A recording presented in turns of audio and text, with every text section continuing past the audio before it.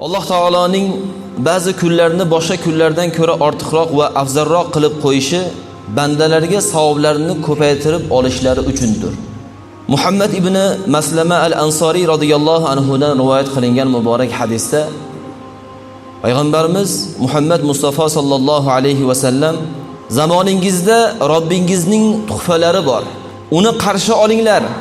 Shoyat ulardan bir tuhfa sizlarga yetib, undan so'ng hech qachon baxtsizlik ko'rmasangizlar deb marhamat qilganlar. Mana shu Rasulimiz alayhissalom marhamat qilgan tuhfa inshaalloh mana shu kunlarda. Zulhijja oyining avvaliga 10 kuni shunaqa fazilatli bir andek ixlos va muhabbat bilan qilgan amalimizga ulkan ajrlar beriladigan kunlar. O'zi ulug'larimiz Zulhijja oyining avvalgi 10 kuni afzalmi? Ramazon oyining oxirgi 10 kuni afzalmi degan savolga bir ajoyib javob berishgan. Alloh rozi bo'lsin ulamolarimizdan. Shunday bayon qiladi. Zulhijja oyining avvaliga 10 kunining kunduzlari afzal. Ramazon oyining oxirgi 10 kunining tunlari afzaldir deb javob berganlar. Demak, bugun kirib kelgan bu Zulhijja oyi to Zulhijjaning 10-kuni, ya'ni siz u biz Qurbon hayitini ado qiladigan kunimizgacha bo'lgan bu kunlarni kunduzlari hamma kundan 365 kundan eng afzal yaxshi kunlardan hisoblanar ekan. Uni g'animat bilishimiz kerak. Alloh taolo Qur'oni Karimda ba'zi narsalar bilan qasam ichgan.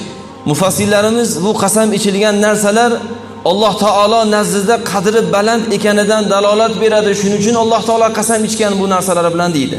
Jumladan Fajr surasining 1-3 oyatlarida Alloh taolo shunday marhamat qiladi. A'udhu billahi minash shaytonir rojim. Bismillahir rohmanir rohim. Wal fajr wa layalin 'ashr wash-shaf'i wal watr. Sadaqallohul azim. Qasamyod etaman tong vaqti bilan, 10 kecha bilan, juft va toq narsalar bilan. Oyatdagi 10 kechadan murod deydi ulug' sahoba Abdulloh ibn Abbos radhiyallohu anhu. Bu Zulhijjaning avvaliga 10 kunidir. Alloh taolo 10 kecha bilan qasam ichyapti oyatda. Bu 10 kechadan murod nima desa, Zulhijjaning avvalgi 10 kuni bu. Qur'onda kelayotgan. Mana shunday ulug' kunlar alhamdulillah bizga nasib qildi. Qarang, Zulhijja oyining avvaliga 10 kunida kim ixlos va muhabbat bilan Alloh uchun nafl ro'zalar tutadigan bo'lsa, ana shu bir kunlik tutgan ro'zasiga Alloh taolo 1 yil nafl ro'za tutganlikni ajrini savobini berar ekan. 1 yil nafl ro'za tutishlik osonmi? Oson emas. Ramazon oyi chiqqandan keyin bir kun ixlos va muhabbat bilan nafl ro'za tuta olmayapmiz. Zulhijjaning 1-kunidan to Arafat kunigacha 9-kunigacha kim ro'za tutadigan bo'lsa, har bir tutgan kuniga Alloh taolo 1 yillik ro'za tutdi degan ajr savobni berar ekan.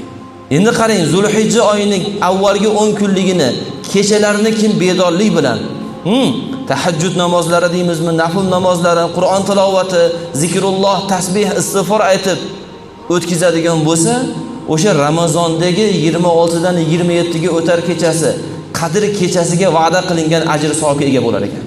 Mashaalloh. Payg'ambar alayhissalatu vassalom yana bir hadislarda marhamat qildilarki, Alloh uchun ushbu 10 kunlikda qilinadigan solih amallardan ko'ra sevimliroq amal yo'qdir dedilar. Shunda, "Ya Rasululloh sallam, Alloh yo'lida jiddiy jahd qilishlar hammi?" deb so'raldi. Shunda u zot aytdilarki, "Ha, Alloh yo'lida qilingan jang ham bu kunlarda qilinadigan amal mislicha savob bo'lmaydi, savobda teng kelmaydi" deb marhamat qildilar. Mana shu kunlarda qilinadigan ishlar faqatgina jang emas, inson uchun qilinadigan nafl ibodatlar, ixtiyoriy qilinadigan nafl ro'zalar yoki bo'lmasam xayr saxovatlar, 2 rakat masalan nafl namoz o'qish. Qo'lidan keladigan insonning ibodati, Allohga muqarrab hosil qiladigan ibodat, namoz.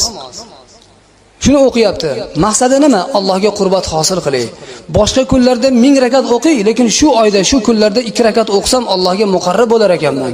Alloh boshqa oylarga nisbatan bu kunda ko'p savob berar ekan. Hattoki jangga kirishlik ham bu kunlardagi qilinadigan amalga to'g'ri kelmas ekan savobda degan umid bilan qilinsa, Alloh mana shunday savobni beradi. Takbir aytishlik, tahmid aytishlik, hamd sano aytishlik aynan mana bu kunda bizni eng ulug' amallarimiz bo'lishi kerak. Yana bir muborak hadislarda Hazrati Abu Hurayra roziyallohu anhu dan rivoyat qilingan hadisda u zot aytdilarki, Alloh uchun ibodat qilinishlikda Zulhijjaning 10 kunidan sevimliroq kunlar yo'qdir. Uning har kunlik ro'zasi 1 yillik ro'zaga tengdir. Har bir kun ro'zasi 1 yillik ro'zaga teng bo'ladi. Har tundagi ibodati esa Laylatul Qadr kechasidagi ibodatga tengdir deb marhamat qilgan ekanlar. Bu sahih hadis. Hazrati Termiziy va Ibn Majah va Bayhaqiylar rivoyat qilgan hadis. Bu kunlardagi qilinadigan amallar shunchalik darajadaki, bir kun roza tutsak, mana shu to Qurbon Hayit kuniga qadar har bir kuni go'yoki boshqa kunlarda tutiladigan 1 yil rozaga teng. Bir kun tutasiz 1 yil. 9 kun tutsangiz 9 yilning savobi. Insonda rag'bat, insonda mana shunday ishlarga qalbida bir muhabbat, unga bo'lgan xohish bo'lishi kerak edi, ixlos bo'lishi kerak edi. Alloh taolo shu kunda beradi mana shu savobni. Ertadan keyin, hayitdan keyin yo'q shu narsa. Yoki bir kun bu oy kirmasdan oldin ham yo'q edi. Lekin aynan mana shu kunni ulug' kelganligini munosabati bilan inson amal qilsa, mana shunday bir ulug' amalga inson erishadi. Yana bir hadis muboraklarda marhamat qildilarki, Arafa kunining ro'zasi undan oldingi 1 yil va undan keyingi 1 yillik gunohlarga kafforat bo'lishigini Alloh taolodan umid qilaman degan ekanlar. Bir kun Arafa kunida inson bir kun roza tutdi. Ana o'sha tutilgan rozani evaziga Alloh subhanahu va taolo uni sag'ira 1 yillik qilgan gunohlarini kechirar ekan. Sag'ira gunohlarini. Bu degani insonni o'sha boshidagi gardanda qolgan farzlarni ham o'chirib yuborar degan emas. Shunday tushunish kerak edi. Sag'ira mayda-chuda gunohlarini Alloh taolo 1 yilligini kechiradi va kelasi yildagi qilinadigan gunohlarga kafforat bo'lishigini umid qilaman degan ekanlar. Bu inson uchun juda ham muhim bo'lgan ishlar. Aynan mana shu kunlar. Ya'ni Arafa kunida tutilgan roza 2 yillik gunohga kafforat bo'lishigini umid qilaman degan ekanlar. Payg'ambar alayhisolatu vasallam aytdilarki, Arafa kuni. Endi o'zi ahli taqvo juda muqarrab bandalar hozir ro'zani boshlab olishdi. 10 kun tutishadi. Bu katta ish bu. Ko'p kishilar havasiz keladi endi. 10 kunligini tutishadi. Juda bo'lmasa Arafa kuni, ayni paytda shu Arafa kuni deb tutilsa, hamma gunohingizga, 1 yillik gunohingizga kafforat bo'ladi va ba'dahu debdilar. Ba'dahusi nima desa, tafsirda aytibdiki, mana 1 yillik bu yilgi gunohimiz kechiriladi, ya'ni yilgisi ham kechiriladi degani, ya'ni yil gunoh qilmaydigan bo'lib qolasiz degani. Shu ro'zani sharofatidan. Tutish kerak, bir marta tushlik qilmasa nima bo'ladi odam? O'sha payshanba kuni sayyor farishtalar yurar ekan, sahih hadis. Imom Muslim rivoyatlari. Mana o'sha kuni ro'za tutgan kunimiz. Alloh taolo aytar ekanki, hamma mu'min musulmonlarning gunohini o'chirib tashlaylar degan. Farishtalar o'chirar ekanda. Illo kim qarindosh urug'lari bilan, qo'ni qo'shnisi bilan, quda andasi bilan gaplashmayotgan yurgan bo'lsa, ularnikini o'chirmaylar, tursin gunoh. 3 kunga arazlashishga ruxsat berdi Rasululloh. 3 kun. 3 kundan ortiq arazlashish harom dedilar payg'ambar sollallohu alayhi vasallam. Kim Qulhu Allohot surasini oxirigacha 10 marta o'qisa, Alloh taolo unga jannatda qasr bino qiladi. Umar ibn Hattob radhiyallohu anhu aytadilar, unday bo'lsa uni ko'p o'qiymiz. U zot alayhissalom Alloh taolo savobni ko'proq va yaxshiroq beruvchidir dedilar Imom Ahmad rivoyat qilgan hadisda. Endi bir narsa borki, odamlar savol beradilar-da, keyingi paytda shu gap ko'p tarqalyapti.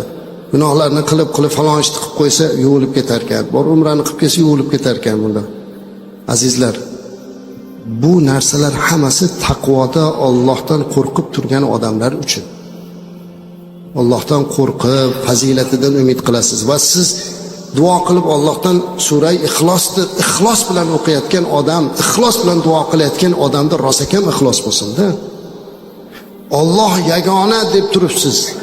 Alloh hech kimga hojat tushmaydigan zot, balki u hojat barordir deb so'rayapsiz, savat deb turibsiz. Shunday ekan, siz hamma narsani bilib turgan Allohdan uyalishlikni o'rganish kerak. hayo qilish kerak. Alloh Alloh deb turib gunoh qilaversak, Alloh Alloh deb turib boshqa nojoiz ishlarni qilsak, g'iybat qilsak, ig'vo qilsak, bir-birimizni haqqimizdan qo'rqmasak, qanaqa bo'ladi endi? Qani ixlos bu yerda? Qani ixlos? Alloh azza va jalla bizni har bir nafasimizgacha bilib turibdi azizlar. Agarki biz mana shu taqvoga o'tsak, agar Alloh meni yurishimni, turishimni, qalbimdan o'tayotgan narsani ham hamma narsani bilib turadi degan e'tiqodda hamma musulmon bo'lsa edi, biror bir xonadonni darvozasiga qulib tushmas edi. Hozir hammamiz da'vo qilyapmiz-ku, lekin afsuski amal yo'q bo'lib qoldi. Ko'rinishimizni chiroyli qilyapmiz, gap so'zimizni juda chiroyli qilib aytyapmiz. Har bir gapimizga ajib bir lafzlarni qo'shamiz. Mashalloh, subhanalloh, inshaalloh, qanday go'zal so'zlar. Ammo lekin amalda bu yo'q. Amal boshqa, muomala boshqa, odob boshqa. Ana bu narsa juda butun ummat uchun og'ir bir musibat bo'ldi aslida. Bu gaplarni gapirib ko'zlariga yosh olgan ulamolar bor. Yig'laganlar bor. Ramazon Bo'tiy rahmatullohi alayhi mana shunday xutbada turib, hamma yo'q ibodatga to'lib ketdi-ya, masjidlar ibodatga to'lib ketdi, ro'zalar tutilyapti, ibodat bilan to'ldi olam. Lekin ubudiyat qani deb yig'lagan ekanlar. Ya'ni haqiqiy bandalik qani? Haqiqiy bandalik qani? Shuning uchun biz bugun bir oz bo'lsa-da sizlar bilan Allohni eslagan bo'ldik. Azizlarim, Sura Ixlosni ko'proq o'qiylikda ixloslik bo'lishlikka harakat qilaylik. Abi Saiddan rivoyat qilinadiki, bir kishi Qul huvallohu surasini qayta o'qiyotganini eshitdi. Tong otganda payg'ambarimiz alayhisalomning yoniga kelib shu narsa haqida so'radi. Shu odam juda ham ko'p Sura Ixlosni o'qib yuradi, doim shuni o'qiydi deganlarida bu Imom Buxoriyda keldi bu hadis. Payg'ambarimiz alayhisalom aytdilarki, "Vallazi nafsi biyadihi innaha la ta'dilu thuluthal Qur'an" dedilar. Jonim qo'lida bo'lgan Allohga qasamki, mana shu sura Qur'onning 3dan biriga teng bo'ladi dedilar. Shuning uchun ba'zilar 3 marta o'qisa xatmni savobini oladi deydi-da. Payg'ambarimiz alayhisalom yotishlaridan oldin mana shu surani Faloq bilan Nos surasini qo'shib birga o'zlariga dam solib yotardilar. Rasulimiz alayhisolatu vasallamning odatlari shu edi. Imom Azam rahmatullohi alayhida mana shunaqa bir dahriylar, moddiy parastlar chaqirgan ekanlar bir tortishuvga. Hamma narsani tabiat o'zi yaralgan, o'zi sekin-sekin jarayon bo'lib yaralgan, hech bu yerda ishtirok yo'q, boshqani deydiganlar bor. Moddiy yo'llar. Mana shuna qilib Imom Azam rahmatullohi alayhida chaqiribdilar. Imom Azam rahmatullohi alayhi aytibdilarki, boraman sizlarni oldinglarga, qachon boryapti? Falon paytda, falon joyda ko'rishib, ular juda savollarini tayyorlab, Allohning yo'qligini isbot qilib beramiz deb turibdi, bir nechtalar. U zot aytilgan vaqtdan sal kechroq boribdilar. Ular bir-birlariga aytibdiki, bu odam va'daga vafo qilmaydigan, aytilgan vaqtda bu bilan nimani tortishamiz?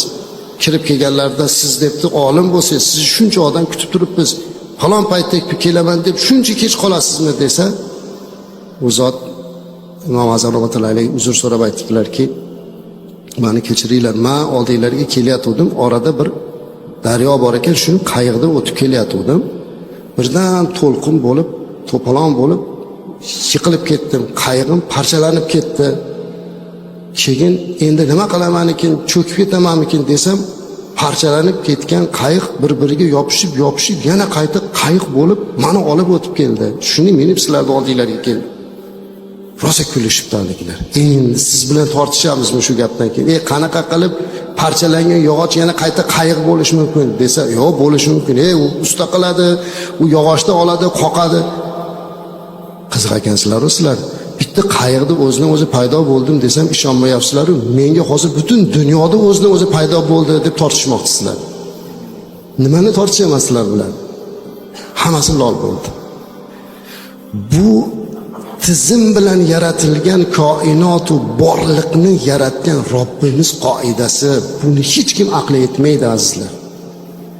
Agar mana shu qoida ilm, fan o'zi aytib turibdi, mutaxassislar, o'sha olimlar, astronom, falakshunos hammasi bitta qoida buzilsa, yaratilgan tizim buzilsa, koinot parchalanib ketadi, bilasizlar. O'sha butun olam tortish kuchi deymiz, boshqa deymiz, hammasi.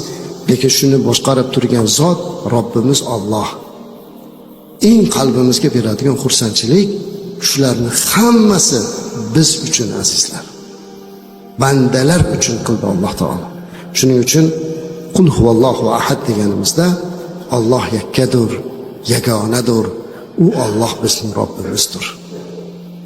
Ibodat qilishlikka ham, yordam so'rashlikka ham loyiq zot bu Allohdir azizlar. Payg'ambarimiz alayhisalom bir kishini namoz o'qib, undan keyin bir duo qilayotganini eshitib qoldilar. Bir odam namoz o'qibdi-da, namozdan keyin quyidagi duoni qilyapti ekan haligi odam, sahoba.